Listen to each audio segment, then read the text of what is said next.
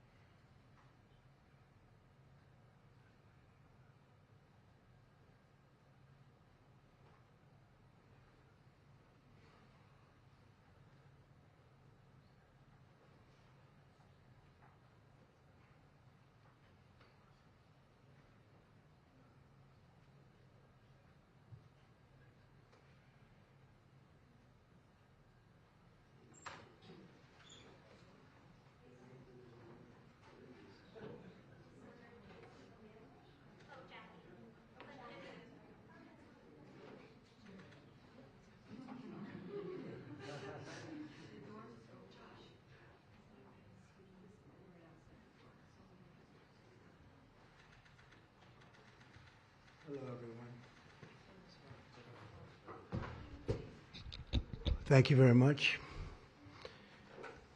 So I've been waiting for this meeting for 20 years, actually. And it's not that everything's 100% understood or known, but I think we've made a lot of strides. Wish it was done a long time ago. Today we're delighted to be joined by America's top medical and public health professionals as we announce historic steps to confront the crisis of autism.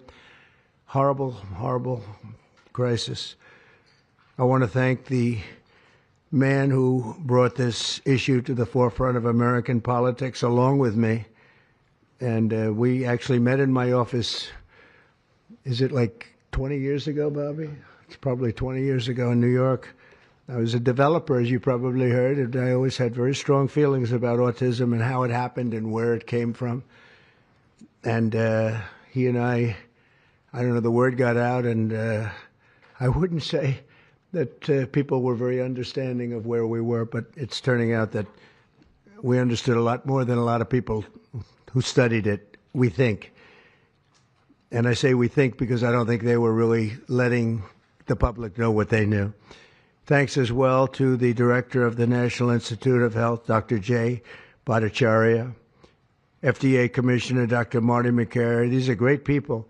Administrator of the Centers for Medicine and Medicaid Services, Dr. Mehmet Oz, and Acting Assistant Secretary of HHS, Dr. Dorothy Fink. So thank you all. Thank you, Dorothy, very much. The meteoric rise in autism is among the most alarming public health developments in history. There's never been anything like this. Just a few decades ago, 1 in 10,000 children had autism. So that's not a long time, and I've always heard, they say a few, but I think it's a lot less time than that. It used to be 1 in 20,000, then 1 in 10,000, and I would say that's probably 18 years ago. And now it's 1 in 31, but in some areas it's much worse than that, if you can believe it, 1 in 31. And I gave numbers yesterday. For boys, it's 1 in 12. I was told that's in California where they have for some reason, a more severe problem. But whether it's 1 in 12 or 1 in 31, can you imagine? That's down from 1 in 20,000, then 1 in 10,000. And now we're at the level of 1 in 12 in some cases for boys, 1 in 31 overall. So since 2000, autism rates have surged by much more than 400%. Instead of attacking those who ask questions, everyone should be grateful for those who are trying to get the answers to this complex situation. And the first day all of these great doctors behind me were there, I told them this is what we have to find out. Because when you go from 20,000 to 10,000 and then you go to 12, there's something artificial. They're taking something. And by the way, I think I can say that there are certain groups of people that don't take vaccines and don't take any pills that have no autism. That have no autism. Does that tell you something? That's currently, is that a correct statement, by the way? There are some studies that suggest that, with the Amish, for example. The Amish, yeah, virtually. I heard none. See, Bobby wants to be very careful with what he says, and he should, but I'm not so careful with what I say. But you have certain groups. The Amish, as an example, they have essentially no autism. First, effective immediately, the FDA will be notifying physicians that the use of acetaminophen, is that okay? Which is basically commonly known as Tylenol, during pregnancy can be associated with a very increased risk of autism. So taking Tylenol is not good. All right, I'll say it. It's not good. For this reason, they are strongly recommending that women limit Tylenol use during pregnancy unless medically necessary. That's, for instance, in cases of extremely high fever, that you feel you can't tough it out, you can't do it. I guess there's that. It's a small number of cases, I think. But if you can't tough it out, if you can't do it, that's what you're going to have to do. You'll take a Tylenol, but it'll be very sparingly. It can be something that's very dangerous to the woman's health. In other words, a fever that's very, very dangerous, and ideally a doctor's decision, because I think you shouldn't take it. And you shouldn't take it during the entire pregnancy. They may tell you that toward the end of the pregnancy, you shouldn't take it during the entire. And you shouldn't give the child a Tylenol every time he's born and he goes and has a shot. You shouldn't give a Tylenol to that child. All pregnant women should talk to their doctors for more information about limiting the use of this medication while pregnant. So ideally, you don't take it at all. But if you can't tough it out, or if there's a problem, you're going to end up doing it.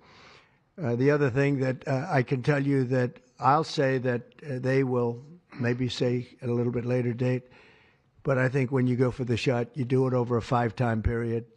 Take it over 5 times or 4 times, but you take it in smaller doses and you spread it out over a period of years.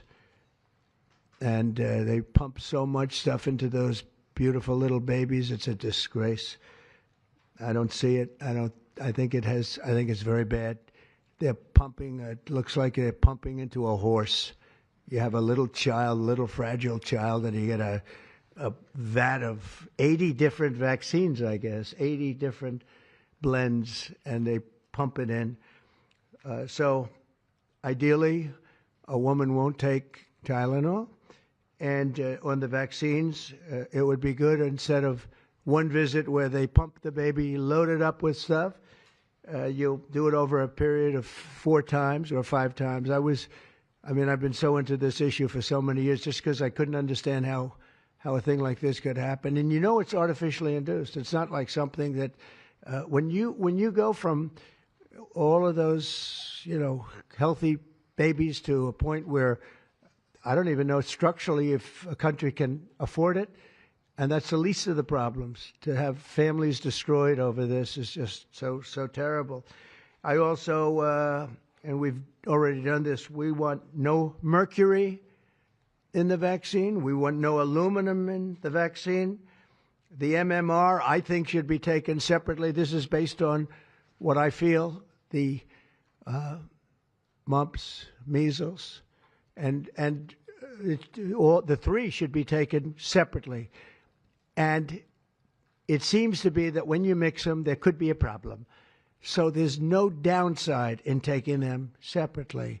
In fact, they think it's better, so let it be separate. The chicken pox is already separate, because when that got mixed in, I guess they made it for a while, it really was bad. So they make chicken pox. Individually, they're okay. When you mix them, something maybe happens. So there's no downside in doing it. It's not like, if you do it, bad things. No, it's only good side. And it may not have that much of an impact, but it may have a big impact. So let those be taken separately. And then hepatitis B is sexually transmitted. There's no reason to give a baby that's almost just born hepatitis B. So I would say wait till the baby is 12 years old and formed and take hepatitis B. And I think if you do those things, it's going to be a whole different, it's going to be a revolution in a positive sense in the country. The FDA will be updating the label of an existing drug to reflect potential benefits in reducing some autism symptoms. This gives hope to the many parents with autistic children that it may be possible to improve their lives. That's one of the things that I'm very, very happy about. I mean, this was mostly going to be on how not to have the child affected, but we've learned some pretty good things about certain elements of genius that can be given to a baby, and the baby can get better, and in some cases maybe substantially better. Not going to be easy, but be a lot easier if it didn't happen in the first place, as these great parents fully understand, right? They fully understand. I feel so terribly for. I have so many friends with autistic children. It's a tough situation. Finally, to help reach the ultimate goal of ending the autism fever, the NIH will be announcing 13 major grant awards from the Autism Data Science Initiatives. And to be honest with you, to me, that's the least important. It's not even a money thing at this point. There's so much money, but they have to do, and they have to move quickly. When the alternative is that nothing bad can happen, let's do it now. I was just saying to Bobby and the group, let's do it now. Nothing bad can happen. It can only good happen. But with Tylenol, don't take it. Don't take it. And if you can't live, if your fever is so bad, you have to take one because there's no alternative to that. Sadly, first question, what can you take instead? It's actually, there's not an alternative to that. And as you know, other of the medicines are absolutely proven bad. I mean, they've been proven bad with the aspirins and the Advils and others, right? And they've been proven bad. So I'd like to ask Bobby to get up to the podium and say a few words, and then Dr. Bhattacharya and Dr. McCary, Dr. Oz, Dr. Fink, followed by two incredible mothers that have experienced firsthand what this country is going through, what parts of the world are going through. And I will say there are parts of the world that don't take Tylenol. I mean, there's a rumor, and I don't know if it's so or not, that Cuba, they don't have Tylenol because they don't have the money for Tylenol, and they have virtually no autism, okay? Tell me about that one. And there are other parts of the world where they don't have Tylenol, where they don't have autism. That tells you a lot. And I want to say it right now. And, you know, the way I look at it, don't take it. Don't take it. There's no downside in not taking it. So I'd like to ask Bobby to come up and say a few words. I hope I didn't ruin his day, but that's the way I feel. I've been very strong on the subject for a long time. You know, life is common sense, too. And there's a lot of common sense in this, and I wish things like this were brought up. And this group has worked so hard on it, but I'd like to be a little bit more, a little speedier in the process of a recommendation, because there's no harm in going quicker. There's absolutely no harm. At worst, there's no harm. Thank you very much. Bobby, please. Thank you, Mr. President. To meet the President's challenge, I ordered HHS to launch an unprecedented all-agency effort to identify all causes of autism, including toxic and pharmaceutical exposures. At President Trump's urging, NIH, FDA, CDC, and CMS are turning over every stone to identify the etiology of the autism epidemic and how patients and parents can prevent and reverse this alarming trend. We have broken down the traditional silos that have long separated these agencies, and we have fast-tracked research and guidance. Historically, NIH has focused almost solely on politically safe and entirely fruitless research about the genetic drivers of autism. And that would be like studying the genetic drivers of lung cancer without looking at cigarettes. And that's what NIH has been doing for 20 years. As a result, we don't have an answer to this critical question, despite the cataclysmic impact of the epidemic on our nation's children. We are now replacing the institutional culture of politicized science and corruption with evidence-based medicine. NIH research teams are currently testing multiple hypotheses with no area off limits. We promise transparency as we uncover the potential causes and treatments, and we will notify the public regularly of our progress. Today, we are announcing two important findings from our autism work that are vital for parents to know as they make these decisions. First, HHS will act on acetaminophen. The FDA is responding to clinical and laboratory studies that suggest a potential association between acetaminophen use during pregnancy and adverse neurodevelopmental outcomes, including later diagnosis for ADHD and autism. Scientists have proposed biological mechanisms linking prenatal acetaminophen exposure to altered brain development. We have also evaluated the contrary studies that show no association. Today, the FDA will issue a physician's notice about the risk of acetaminophen during pregnancy and begin the process to initiate a safety label change. HHS will launch a nationwide public service campaign to inform families and protect public health. FDA also recognized that acetaminophen is often the only tool for fevers and pain in pregnancy, as other alternatives have well-documented adverse effects. HHS wants, therefore, to encourage clinicians to exercise their best judgment in the use of acetaminophen for fevers and pain in pregnancy by prescribing the lowest effective dose for the shortest necessary duration and only when treatment is required. Furthermore, thanks to the politicization of science, the safety of acetaminophen against the risk of neurodevelopmental disorders in young children has never been validated. Prudent medicine, therefore, suggests caution in acetaminophen use by young children, especially since strong evidence also has associated it with liver toxicity. Some studies have also found the use of acetaminophen in children can potentially prolong viral illnesses. FDA will drive new research to safeguard mothers, children, and families. In addition to a possible acetaminophen connection to autism for pregnant women, infants, and toddlers, our research has revealed that folate deficiency in a child's brain can lead to autism. We have also identified an exciting therapy that may benefit large numbers of children who suffer from autism. Peer-reviewed literature has documented that up to 60% of folate-deficient children with ASD can have improved verbal communications if given leucovorin. I have instructed NIH, FDA, and CMS to help doctors treat children appropriately. Jay will help tell that story, which started with sound science, the kind that restores faith in government. This announcement also represents a historic collaboration between NIH, FDA, CDC, and CMS. We expect this to be the first of many announcements over the coming years that deliver actionable information to parents on underlying cause of autism and the potential paths for prevention and reversal. Finally, autism is a complex disorder with multifactorial etiology. We are continuing to investigate a multiplicity of potential causes with no areas of taboo. One area that we are closely examining, as the President mentioned, is vaccines. Some 40 to 70% of mothers who have children with autism believe that their child was injured by a vaccine.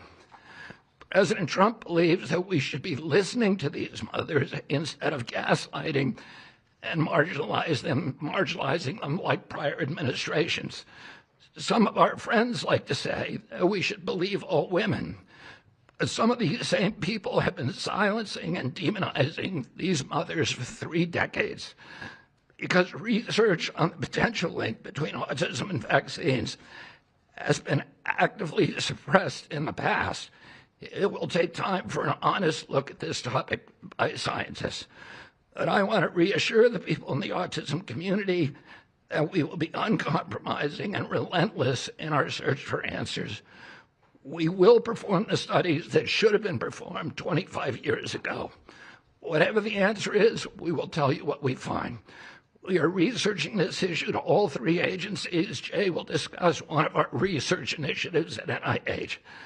This model of unleashing unbiased, depoliticized, gold standard scientific research and academic freedom to deliver actionable information to prevent and reverse disease will be a model for the framework to deliver similar results for many other chronic conditions that plague Americans.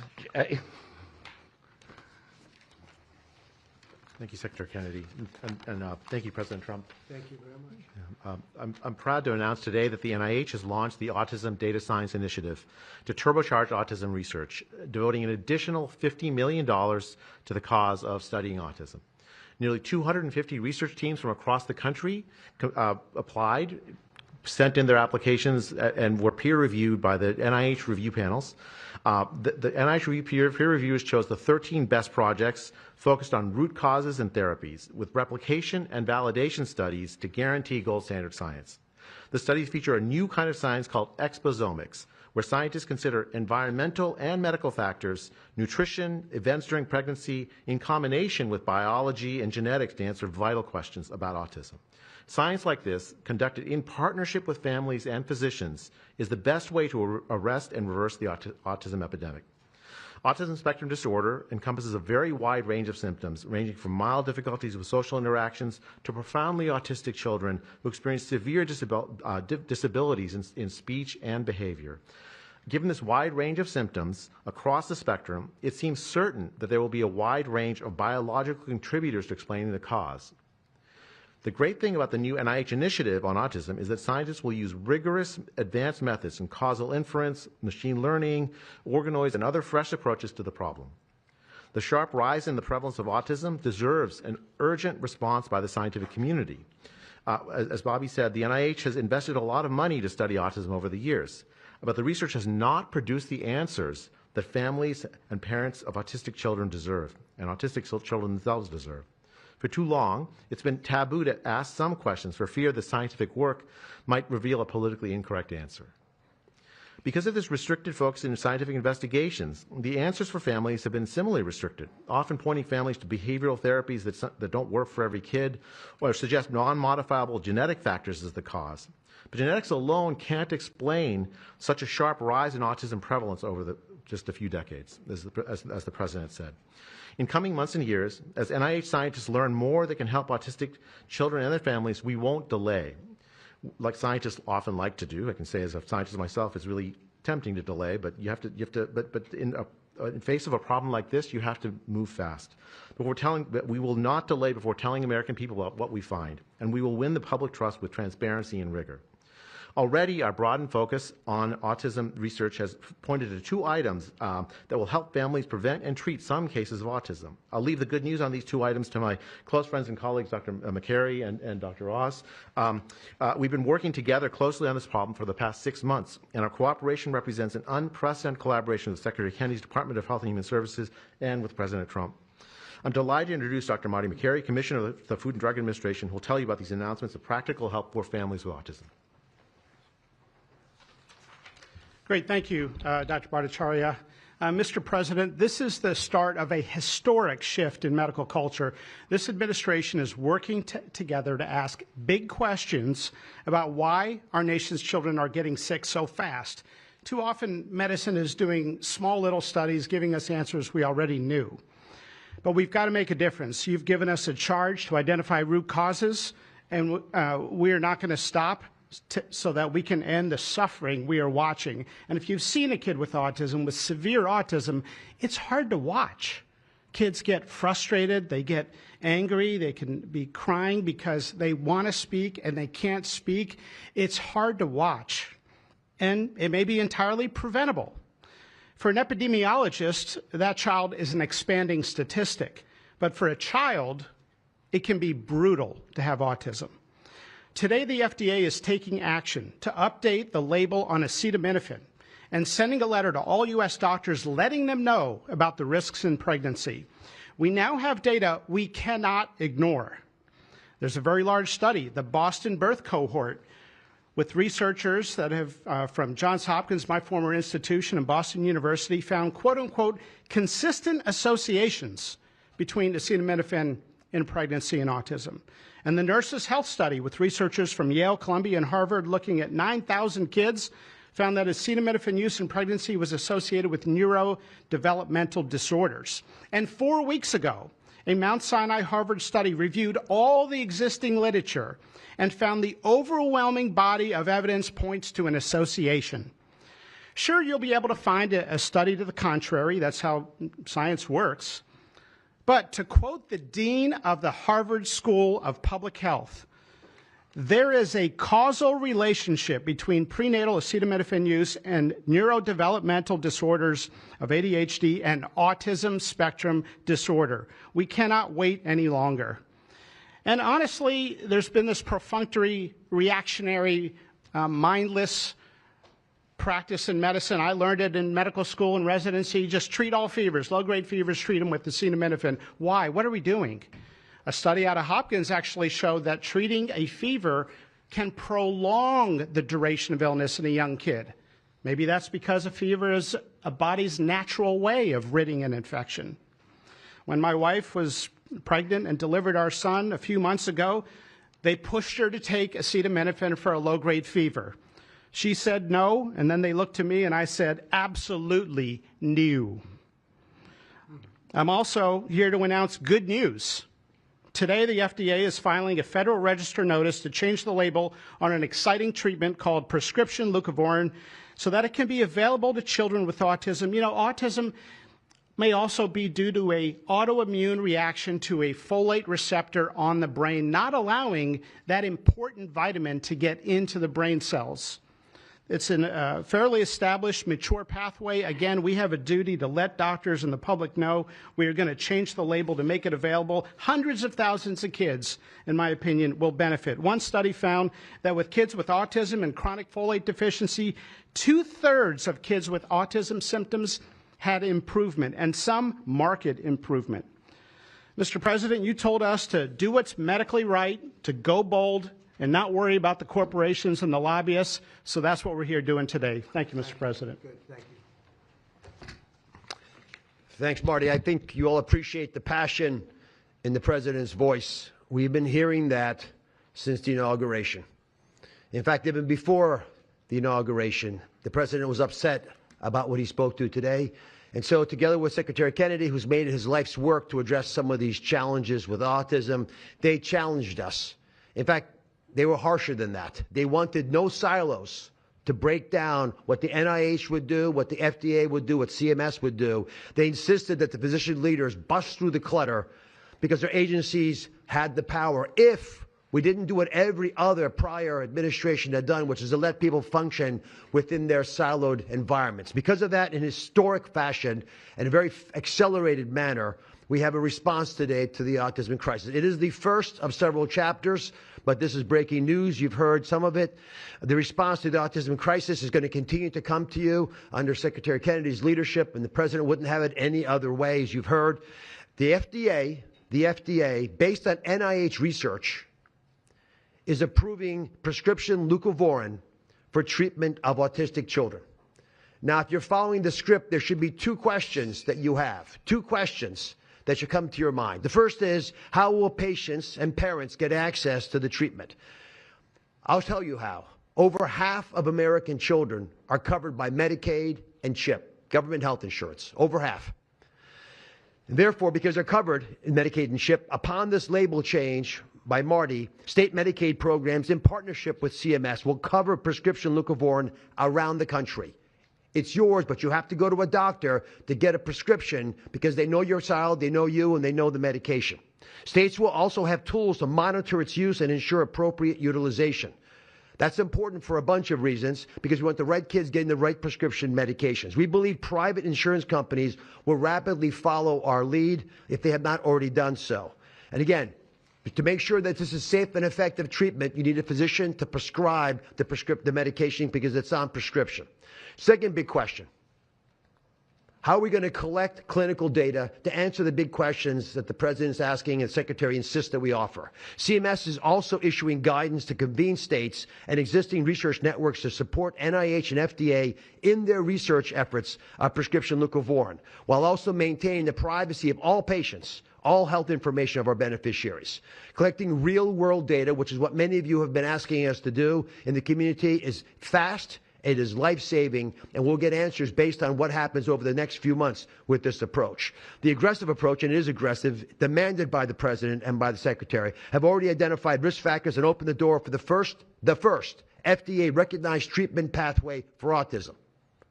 It is the first of its kind, and it wouldn't have happened without the leadership of the President and the Secretary. The fivefold increased prevalence of autism over the past 25 years demands a rapid response.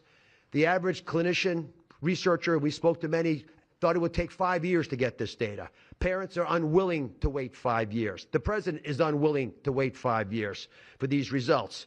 So the President and the Secretary are acting today with this tri-agency move. The administration's bold actions investing in groundbreaking research follow the science, They restore trust, which has been lacking, and they will change the trajectory for millions of American families. Mr. President, God bless you for being brave. So let me introduce Dr. Fink, who's acting administrator, and after Dr. Fink, we've got some wonderful women, Jackie and Amanda.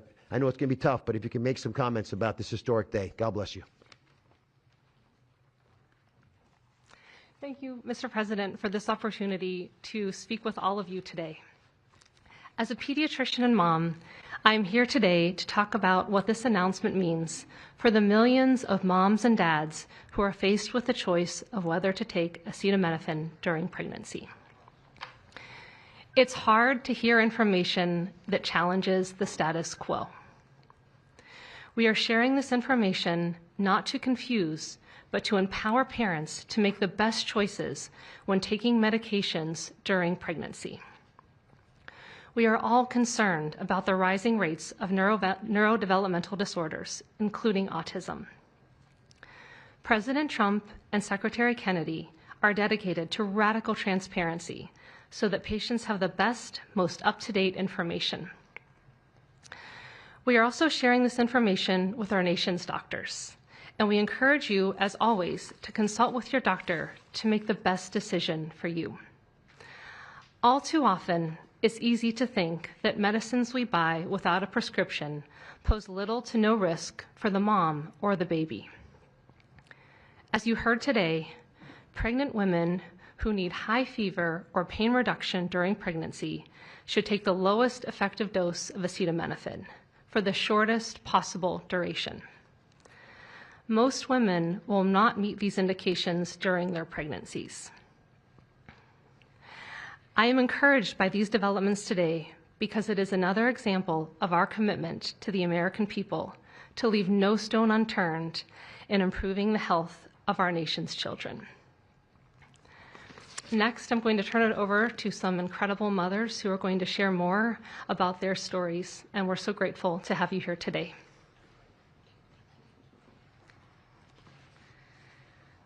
Thank you. Thank you, Mr. President and team, for all your work.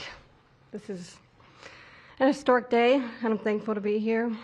I have a son who's 5 who is profoundly autistic, and you've probably heard if you've met one autistic child, you've met one autistic child. It's a spectrum, which I don't think the spectrum is helpful, but that's another conversation. He is an amazing little boy, a blessing from God. He's marvelous. He can count to 1,000. He knows all of his letters and the sounds they make and a word for each one. But he also has a lot of obstacles. He is nonverbal. He can say those numbers and letters, but there's no communication. Unless you've lived with profound autism, you have no idea. You have no idea. He, like you said, he will get frustrated because he can't speak. It's not even that he can't speak. Sometimes he just doesn't understand what I'm saying. He understands the word no, but he doesn't understand the why behind the no. And that's a huge part of discipline. That's the discipline. So it's very hard to discipline a child with autism so you have these behaviors. And it's a very hopeless feeling. It's very isolating being a parent with a profound autistic child. Even just taking them over to your friend's house is something we just don't do because, again, they're going to be met with no, no, no, and no understanding of why. And then there's a meltdown. And then you're in a situation where you're just helpless and you're just trying to protect your kid. So it's just better not to do it. You learn your limits, and it's been really hard. This is amazing that we're here today. And no one has been able to point to anything to say this is what caused it.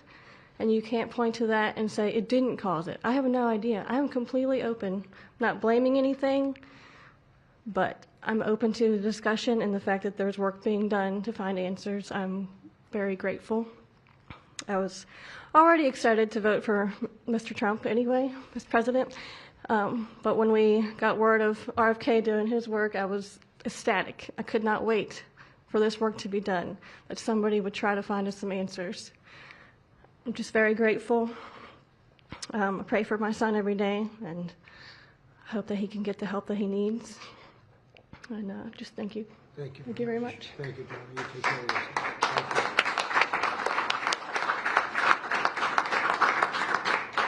Hi, my name's Jackie. I'm also extremely grateful for the opportunity to be here and share my son's story. My son is Eddie. He's 11. He's on the opposite end of the spectrum from what Amanda just explained. He's considered high functioning. He was not always high functioning. He was nonverbal till the age 4. We've had quite a hard time to get to the place where we are today. I am just so grateful to President Trump and the entire administration for finally listening to moms who have been crying out for help, for answers for years. I've met so many other moms with children on the spectrum in the 9 years since my son's diagnosis, and they all have very similar stories, and they've all just wanted somebody to listen, to not ridicule them or look at them like they were the crazy people. It's hard when you don't have doctors that take the time to really listen and find out when the change happened and what change happened. And it's just, I've been praying for this day for 9 years, and I'm so thankful to God for bringing the administration into our lives. And I'm speechless. This day is a day I never thought would happen. I thought that we would never have an administration that was courageous enough to look into things that no prior administration had. So I'm just here to express my gratitude, and I am looking forward to what comes from this, and hopefully we just get more answers. So thank you. Thank you very much. So I just want to say acetaminophen is basically Tylenol, essentially, because I noticed that term is used throughout this conference. So it's essentially Tylenol. And I just recommend strongly that you don't use Tylenol unless it's absolutely necessary. I understand it's maybe 10% of the women that are pregnant are, would perhaps be forced to use it. And that would mean you just can't tough it out. No matter what you do, you can't tough it out. So that's up to you and your doctor. But this is a very strong recommendation, maybe stronger from me than from the group, because they're waiting for certain studies. I just want to say, I want to say it like it is. Don't take Tylenol. Don't take it. If you just can't, it's just fight like hell not to take it. There may be a point where you have to, and that you have to work out with yourself. So don't take Tylenol. Other things that we recommend, or certainly I do anyway, is, and it's so important to me to see the doctor 4 times or 5 times for a vaccine. Don't let them pump your baby up with the largest pile of stuff you've ever seen in your life going into the delicate little body of a baby. Even if it's 2 years, 3 years, 4 years, you just break it up into, I would say 5, but let's say 4 visits to the doctor instead of 1. And certain things I think you should do. We've already taken out and are in the process of taking out mercury and aluminum now. You know what mercury is. You know what aluminum is. Who the hell wants that pumped into a body? And there were rumors about both of them for a long time. But we're having them taken out. We're having them taken out of the vaccines. Hepatitis B, again, that's sexually transmitted. And we think you should wait. I think you should wait till 12. I'm making these statements from me. I'm not making them from these doctors, because when they talk about, different results, different studies, I talk about a lot of common sense. And they have that too. They have that too, a lot. But I recommend the hepatitis B. Take it at 12. Sexually transmitted. You don't have to give it to the baby when the baby's 2 years old. And there are a lot of theories on that, but not when they're 12. Doesn't seem to be a problem at all. The MMR and the chickenpox. Chickenpox has already been broken out. It's a singular shot. But the MMR is not. And I've heard for years that there's a problem with it. But they say that there's no problem if you do each shot separately, not put together. So an MMR, go out and do it separately. Don't take Tylenol.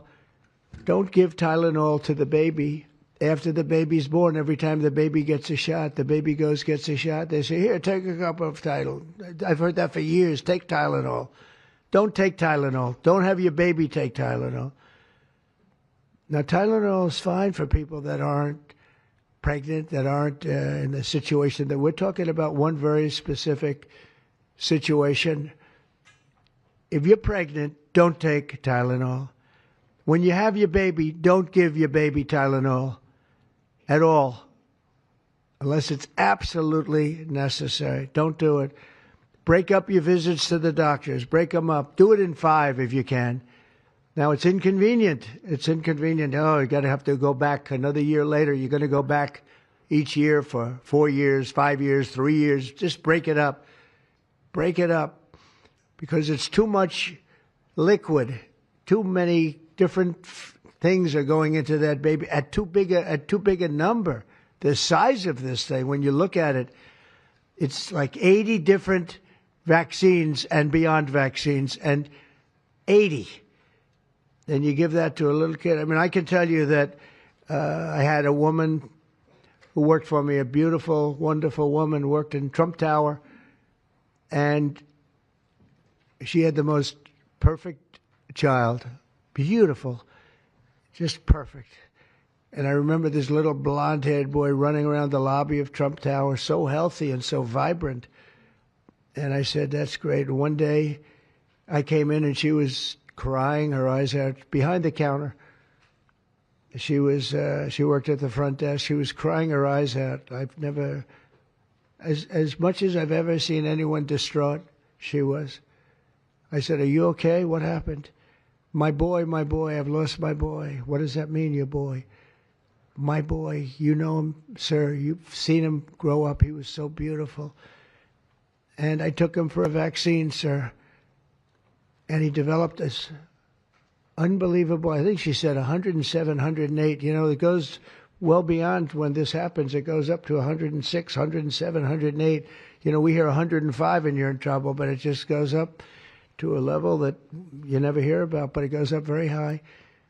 And it's fried. They get fried.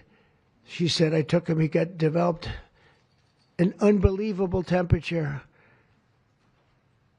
And I've lost him, sir. He's gone. And then I saw the boy. It was so tragic to see. That was the following day. That was the following day after the vaccine. And I've seen it 2 other times, and I think 3 other times, but 2 other times, where they go to the doctor and they get the vaccine, they get the shot. The kid is, badly hurt. Let's be nice, badly hurt. And just do it. Break it up into 5, break it up into 4, break it up into 3 if you have to, but go to the doctor 4 times instead of once, or 5 times instead of once. And for some reason, they insist that you put it all into the body, and maybe that's the drug companies that make more money that way. Maybe it's the doctors because they don't want to be, doing this so much. Maybe it's the doctors. They get maybe more money. Who the hell knows what it is? Don't do it. Get them broken into 4 or 5 visits. Do it 4 or 5. That means you have 20%, 25% what you're putting into the baby's body. It can only help. It can only help. And the other things I told you about, just the word tough it out. It's easy for me to say tough it out, but sometimes in life with a lot of other things, you have to tough it out also. Don't take Tylenol. Don't give Tylenol to the baby. When the baby's born, they throw it at you. Here, give them a couple of Tylenol. They give them a shot. They give them a vaccine. And every time they give them a vaccine, they're throwing Tylenol. And some of these babies, they're long born, and all of a sudden they're gone. And it doesn't hurt not to do it. It doesn't hurt. There's no downside. There's no downside at all. And break up MMR. Break it up. It's practically a known fact that if you break it up, you're not going to have a problem. But for years, we've been hearing how bad MMR is as a combination. And I'm very happy that you broke out chickenpox, because that was really a problem. And there are other things. It's interesting because there are other things, we were talking about it, other different drugs, pills that you take that we know are so bad and they don't take them anymore. But for some reason, with this, they keep taking it. Don't take Tylenol. There's no downside. Don't take it. You'll be uncomfortable. It won't be as easy, maybe. But don't take it. If you're pregnant, don't take Tylenol. And don't give it to the baby after the baby is born.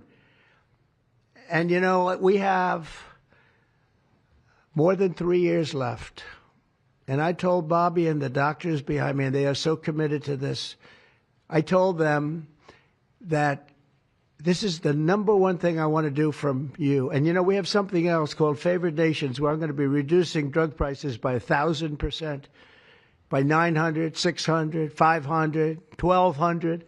We're going to be reducing drug prices at levels never seen. It's called Favored Nations. We're going to be paying what right now, we're like the garbage can for the rest of the world, and we have been for forever. We pay much higher for drugs than the rest of the world. We subsidize the rest of the world. We're not doing that anymore. And that's a big thing. That's a big thing. That's bigger than anything. I told the story the other night that I was so proud in my first term that for the final year, drug prices went down 0.25%. And I was so proud. I said, why? I'm the first one to do it. I think it was 28 years, they said, where drug prices went down from the beginning of the term to the end. And I was so proud. I called a news conference. I said, you know, drug prices have gone down. First time it's happened in 28 years. You know what it was? 0.25%. I was so proud. Now we're going to have them go down from $100 a pill to $9 a pill.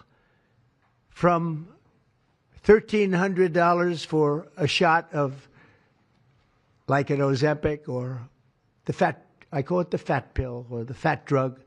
Sometimes it works, I guess, for people. The ones I've seen, it hasn't worked so well. I got a lot of friends, they're fat.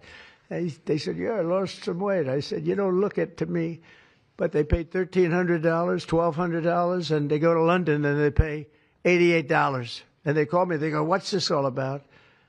We're subsidizing the rest of the world stupidly because we have a lot of stupid people in this country running things. And how big is that? But to me, that's nothing compared to autism. I see that gorgeous boy. I have a big present for him in the back. You know, you bring him back. We're going to bring him into the Oval Office. I have the best present he's ever going to get, okay? A big one. I saved it for you, okay? Because I heard you were coming. Look how beautiful he is.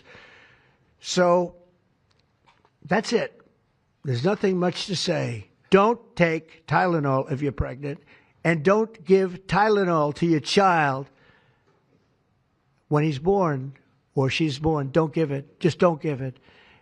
And we're going to have, I think, really, if you do all the things that I say, break it up.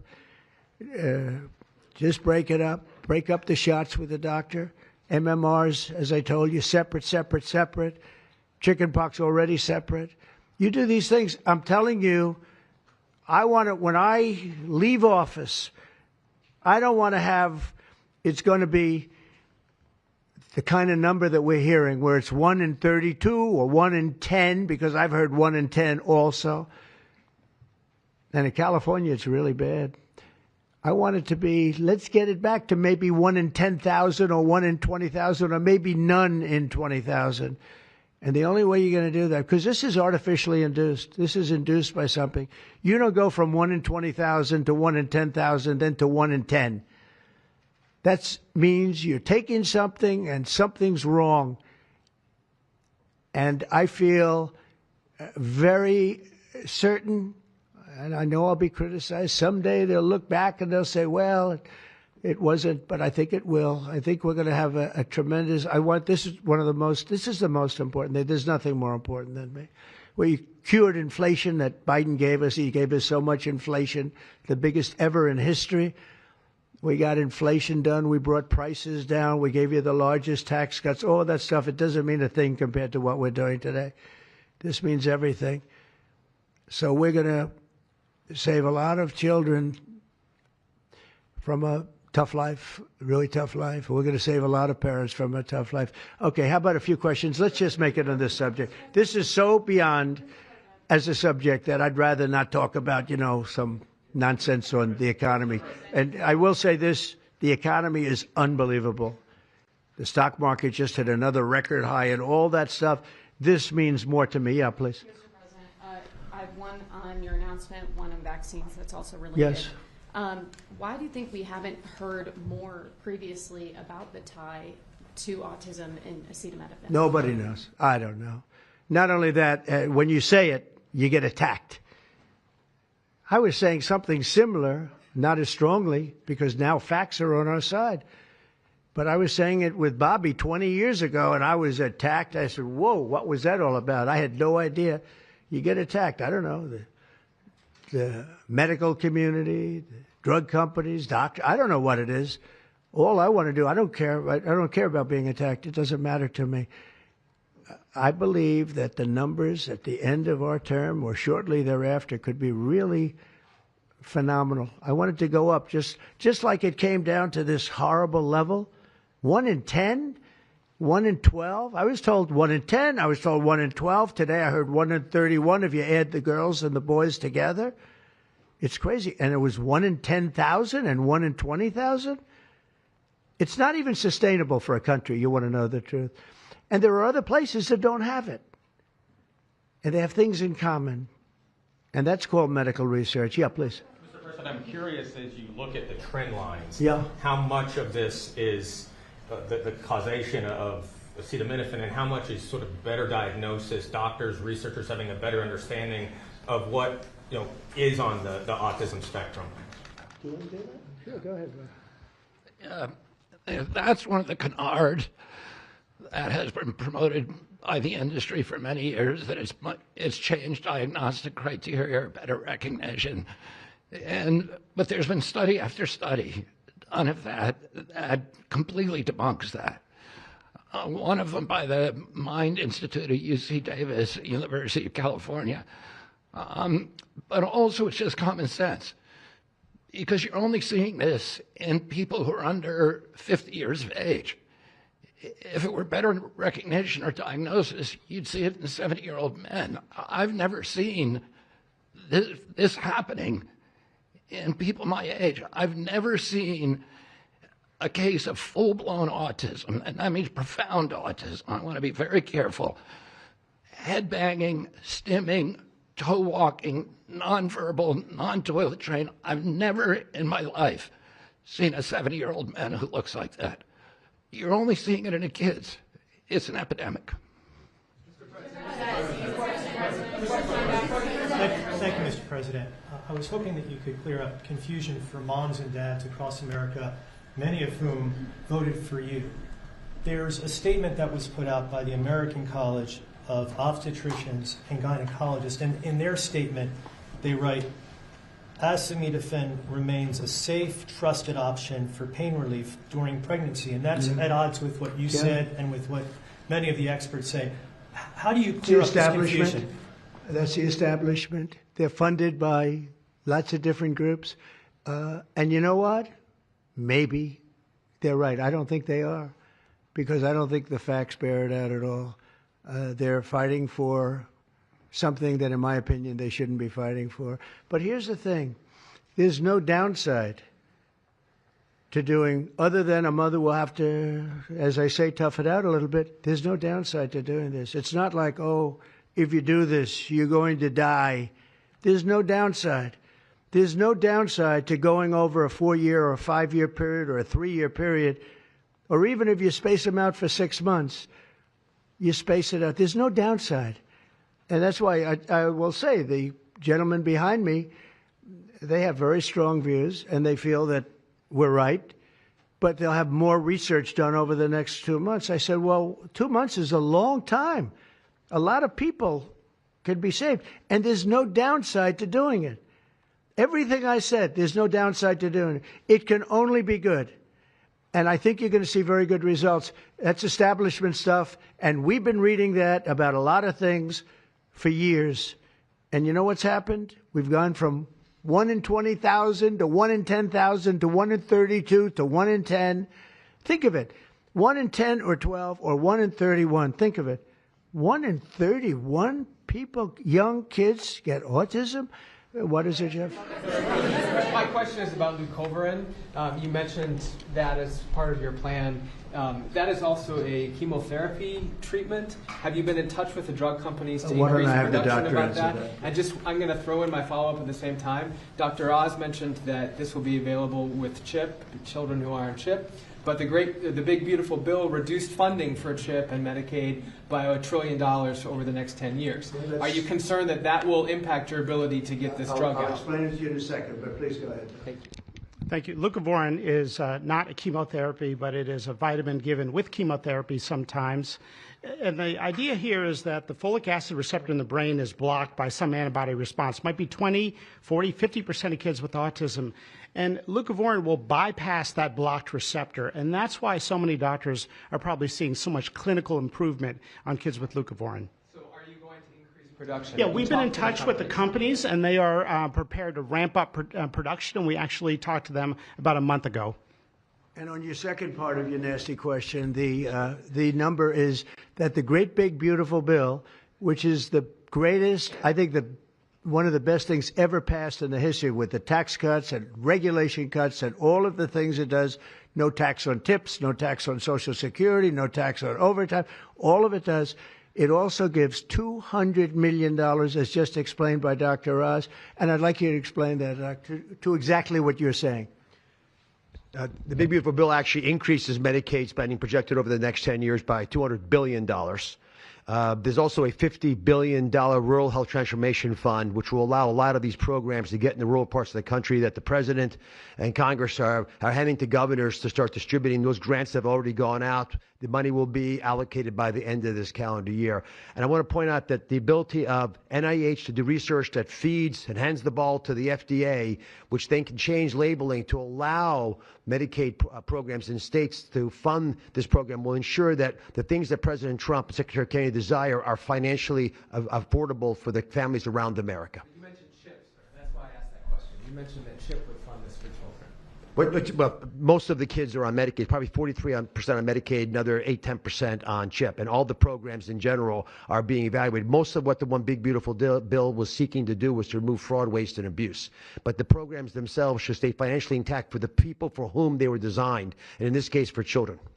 And the only thing we cut, so that's $200 billion positive. The only thing we cut was for fraud, waste, and abuse, of which there was a lot in this country, and nobody minds that. Yeah, please. Mr. President, you said that there is no reason to give newborn babies hepatitis B vaccines. But hepatitis B can be contracted not just through sexually transmitted diseases, sometimes from needles to open wounds. So when you say you feel, is that appropriate to be telling? I think it's absolutely appropriate. I think they should wait till they're 12 years old. Yes, please. Mr. President, thank you all for being here. You've been talking about reducing autism by spacing out vaccines. Would you like other combined vaccines babies receive to be spaced out, like MMRV? What is this again? You've been talking. Speak up, please. Sir. You've been talking about reducing autism by spacing out vaccines. Right. Correct. Would you like the other combined vaccines babies receive to be spaced out, like MMRV? I would say yes, but that just is, for me, it's a lot of common sense involved in this. It's a process, but we're looking, but it should at least be given separately. Now, it's possible that you can reduce them and I'd give them in small doses, but it's possible maybe in that particular case, the MMR wouldn't work in small doses, but you can certainly give them as separate shots. It's been proven to be very safe when you give them in separate shots instead of mixing. So I don't think there's any reason to do that. Do you agree with it? I'm not a doctor, but I'm giving my opinion. I don't think there's any reason to do that. So it's been proven to be safe when you break them up. But MMR by itself, I've heard bad things about it for many years. Yes, please. Mr. President, is the spectrum too broad, in your opinion? For research purposes, you are dealing with a population of children who might have social boundary difficulties, and then you have children who are, going to grow up to be adults in diapers. I mean, what do you think? We don't know how broad the spectrum is. We don't know exactly where it starts and where it ends, but we do know what we're going through. We're going through some very serious trouble, and we know autism. I mean, it could be bigger, it could be small, a little bit smaller, but the number is unacceptable. And the number, the way it's come down, because the spectrums remain the same, the number, the way it's come down is just unacceptable, meaning come down to that level of 1 in 10, 1 in 12, 1 in 31. Mr. President, medical professionals. Go ahead in the back. Mr. President, this question is more directed towards Secretary Kennedy. It was talked about that we're just kind of finding out about the fact that babies are affected this way. Is there a concern that information is being suppressed right now within HHS, and could an investigation perhaps be launched, seeing any more Well, I think information has been really not given out very freely over the years, absolutely. And I think that's by drug companies and maybe doctors, but I certainly think that over the years. I think this is a different group. We have a lot of information. And that information, I mean, it's the information that we have that we're making these statements. And I'm making them out front, and I'm making them loud, and I'm making them strongly not to take Tylenol, not to take it. Just don't take it unless it's absolutely necessary, and there's not too many cases where that will be the case. And again, what's the worst? The worst is nothing can happen.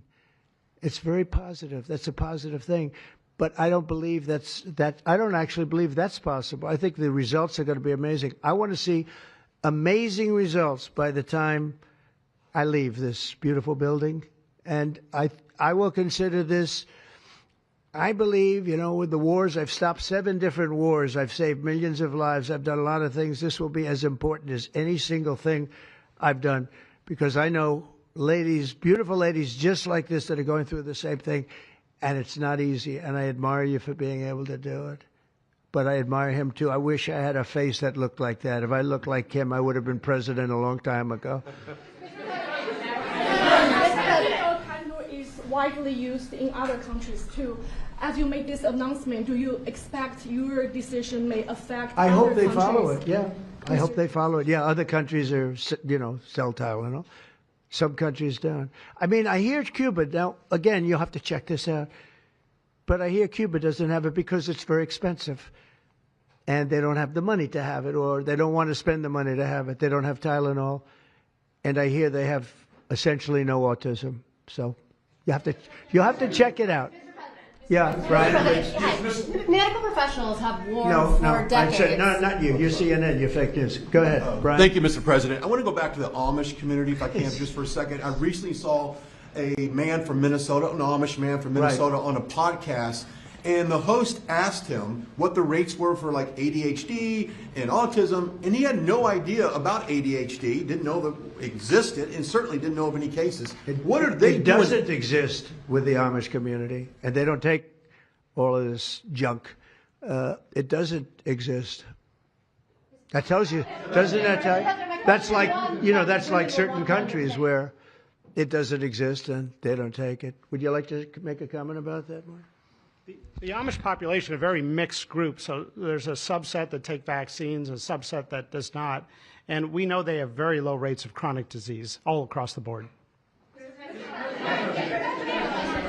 Please. Thank you, Mr. President. Should the establishment media show at least some openness to, trying to figure out what the causes of autism are? I wish they would, yeah. And why are they so closed-minded? Well, look, it's not only the media, in all fairness, it's some people. When you talk about vaccines, they go crazy. And, I'm a big supporter of vaccines. I got a certain vaccine approved in 9 months that would have taken from 5 to 12 years. I'm very proud of it. A lot of people think it was one of the greatest things I've done, and some people think, mostly Republicans, actually. I'll tell you, the Democrats think it was, they think Operation Warp Speed was one of the greatest things any president has done, any president. It's, we're very proud of what happened. We got hit with something that came from a place that shouldn't have happened, but it did happen. Those things take place, and you're very unpleasantly surprised. But no, I'm a big believer in vaccines. The polio vaccine, big believer in vaccines. I know Bobby and you guys have it out a little bit, but he's a believer in vaccines too. But I've seen how great vaccines can be, how incredible they can be. So I'm a believer. Yeah. Yeah, please. Your comments made about MMR and hepatitis C, and you said those were your suggestions, but have you spoken with Secretary Kennedy about actually making those changes? I have. I've spoken to all the doctors about it, and doctors that are not here right now. I've spoken to many doctors about everything we're talking about.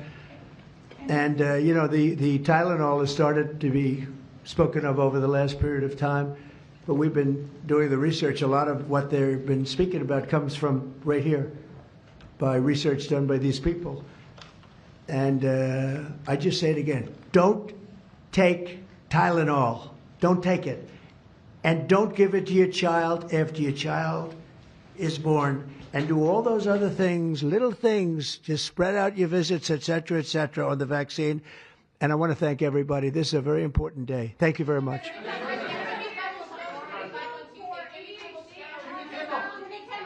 Will you meet with the Democratic leader, sir?